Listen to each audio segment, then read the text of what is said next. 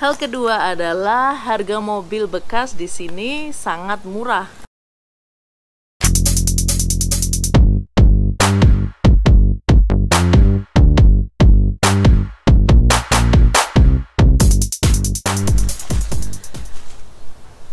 Meski jarak Australia dengan Indonesia terbilang lumayan dekat, akan tetapi banyak sekali perbedaan budaya di antara kedua negara, yang mana membuat saya masih terkejut ataupun belum terbiasa dengan beberapa culture yang ada di sini. Culture shock yang pertama kali saya rasakan sangat berdampak terhadap saya adalah ketika pertama kali saya menginjakan kaki di tahun 2014. Di sini para pengendara kendaraan bermotor membiarkan para pejalan kaki untuk menyeberang. Sangat berbeda dengan di Indonesia, di mana kita mencoba untuk mencari celah untuk menyeberang jalan dan lain sebagainya. Jadi pejalan kaki kita yang lebih aware, kita yang harus hati-hati dan lain sebagainya. Sangat berbanding terbalik di sini, semua pengendara kendaraan bermotor, baik mobil ataupun motor, semuanya bakal berhenti untuk memberikan kesempatan kepada para pejalan kaki untuk menyeberang. Dan kala itu saya lumayan terkejut. Jadi masih dengan culture kita yang saya selalu was-was dan siaga ketika saya sebelum menyeberang. Nah, lucunya yaitu saya terbiasa berhenti, jadi saya berhenti sebelum menyeberang. Sementara para pengendara mobil ataupun pengendara motor, mereka berhenti kemudian melambaikan tangan, jalan-jalan. Sementara kita yang terbiasa harus berhati-hati dan lebih aware sebelum kita menyeberang di Indonesia. Jadi itu salah satu yang membuat saya lumayan terkaget untuk pertama kali menginjakan kaki di Australia. Hal kedua adalah harga mobil bekas di sini sangat murah, ataupun mobil second hand di sini terbilang sangat murah dibanding di Indonesia.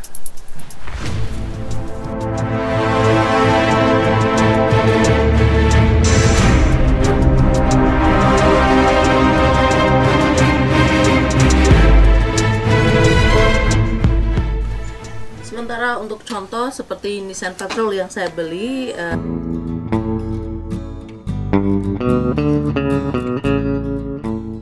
dia second hand, dia dibanderol dengan harga 14.000 Australian dollar atau setara dengan 140 juta rupiah.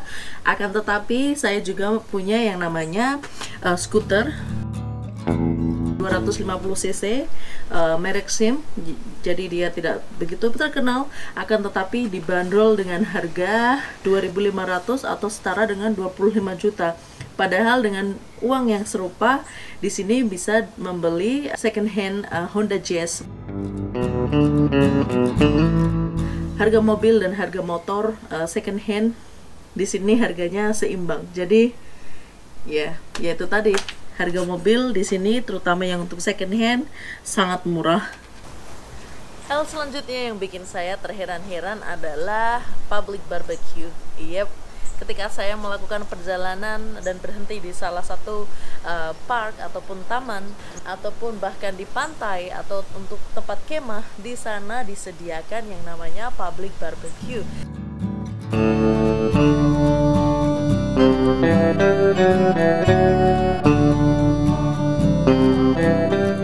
Public barbecue di sini tersebar di mana-mana. Jadi kita tinggal bawa makanan beku ataupun apa yang akan kita masak. Sementara kita tidak perlu repot-repot untuk membawa peralatan barbecue kita. Jadi nggak heran kenapa Australia dikenal dengan culture barbecue-nya yang sangat kental. Culture shock selanjutnya adalah budaya kopi ataupun coffee culture in here in Australia, khususnya untuk kawasan seperti Melbourne ataupun Sydney. Jadi di sini setiap jengkal kalian berjalan akan banyak sekali kalian ketemui yang namanya kafe-kafe yang menjual berbagai macam jenis coffee beans. Coffee culture di sini they take it to the next level. Jadi untuk kopi seperti Starbucks di sini tidak begitu booming. karena di sini setiap kafe disajikan oleh para barista yang terlatih. Hal selanjutnya yang bikin saya masih ketika saya datang ke sini tahun 2014 adalah ketika saya berbelanja. Jadi ketika saya berbelanja, entah itu di supermarket ataupun entah itu saya membeli makanan di restoran, satu culture yang tidak saya temui di negara manapun, hanya saya temui di Australia adalah budaya mereka yang menyapa. I know Indonesia juga sangat ramah dengan budaya menyapa, tapi di sini lebih spesifik. Jadi ketika kalian datang, ketika kalian datang, satu contoh kalian ke kafe, pegawainya akan menyapa kalian, "Hey, how are you?" Jadi di setiap satu area perbelanjaan, entah itu untuk makanan, entah swalayan. Jadi ketika kalian masuk, kalian akan disapa dengan sapaan seperti tadi. Good day, good morning, hey, how are you?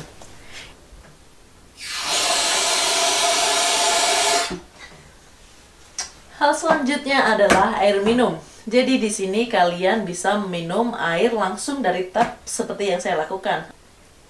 Jadi semua air yang melalui pipa-pipa penyaluran di sini, entah itu untuk sink cuci piring ataupun di kamar mandi untuk mandi, untuk shower, kalian bisa langsung pakai airnya untuk langsung diminum.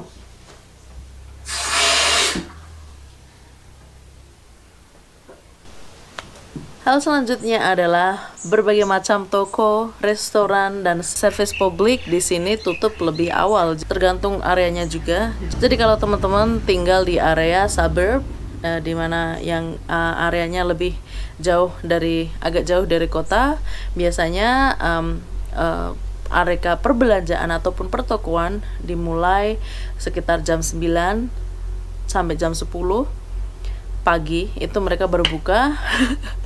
Dan mereka tutup lebih awal, yakni antara jam 4 sampai jam 5 sore. Jadi seperti itu. Nah, untuk swalayan-swalayan besar seperti contoh di sini ada Coles dan Woolworths kayak gitu, mereka tutup lebih lama gitu. Ada juga yang servis tertentu yang mereka buka sampai 24 jam. Tapi ini sangat jarang sekali. Kecuali bila kalian tinggal di area metropolitan seperti Melbourne ataupun Sydney, itu lain cerita. Jadi dari pagi buta sampai malam hari, kalian lebih mudah untuk mengakses berbagai macam servis-servis yang kalian butuhkan. Satu contoh makanan, minuman, ataupun untuk belanja. Jadi seperti itu. Nah, ini cerita. Jadi pertama kali datang itu saya kan dari Sydney di Melbourne, 1-2 minggu ngurus segala macam paper, nunggu sampai bank, terus nomor pajak saya untuk jadi dan segala macam. Jadi setelah itu saya pergi ke area rural. Jadi di mana area pedesaan jauh dari kota. Nah, di sana ada satu itu kalau jaraknya mungkin antara 3 sampai 5 km dari tempat di mana saya tinggal. Nah, di sana ada kayak pusat bilangnya di sini CBD. Jadi pusat untuk perbelanjaan. Di sana ada restoran segala macam. Jadi saya pulang kerja antara jam 4-5 sore baru sampai rumah. Nah, saya pikir di Indonesia jam makan malam kita baru keluar sekitar jam 8 ataupun jam 9 malam. Tinggal nongkrong ataupun jam berapapun. We don't have any problem at all. Tapi ketika di sini saya belum lapar, nunggulah jam 9-an. Saya waktu itu terus kala itu saya juga belum ada kendaraan, jadi saya jalan kaki sampai di sana seperti layaknya seperti kuburan. Jadi nggak ada orang sama sekali. Terus di sini juga warga setempat jarang sekali menyalakan lampu. Jadi mereka hanya menyalakan lampu yang mereka butuhkan. Satu contoh, satu rumah hanya menyalakan lampu di mana mereka berada. Satu contoh di living room ataupun di their bedroom, seperti itu. Jadi selain itu luar rumah semuanya gelap gulita. Hanya ada lampu jalan yang menerangi di sini. Jadi seperti itu. Jadi sebenarnya masih banyak sekali budaya-budaya sini yang menurut saya butuh waktu untuk beradaptasi. Jadi ini adalah pure pengalaman saya ataupun culture shock yang saya alami tahun 2014 ketika pertama kali saya datang ke Australia. Nah, Mungkin segmen selanjutnya saya akan membahas specifically ataupun secara lebih khusus membahas tentang maybe di dunia pekerjaan ataupun di bidang kerja, budaya kerja seperti apa yang membedakan Australia dan Indonesia. Nanti akan saya bahas secara detail di segmen selanjutnya. Dan ada segmen lain yang dimana saya akan membahas secara khusus tentang perbedaan budaya ataupun culture shock yang saya alami di bidang pendidikan, karena saya juga sempat mengenyam pendidikan di Australia. Apa bedanya? Jadi tunggu update dari saya selanjutnya. Budaya mana sih dari budaya Australia yang kalian ingin sekali Indonesia juga punya budaya tersebut? Tulis di kolom komentar sekarang juga. Nah, semoga informasinya bermanfaat untuk kalian. Tonton juga video-video yang ada di layar kaca saat ini bagi kalian yang tertarik untuk tinggal di Australia sebagai tambahan referensi pengetahuan kalian tentang Australia. I'll see you around.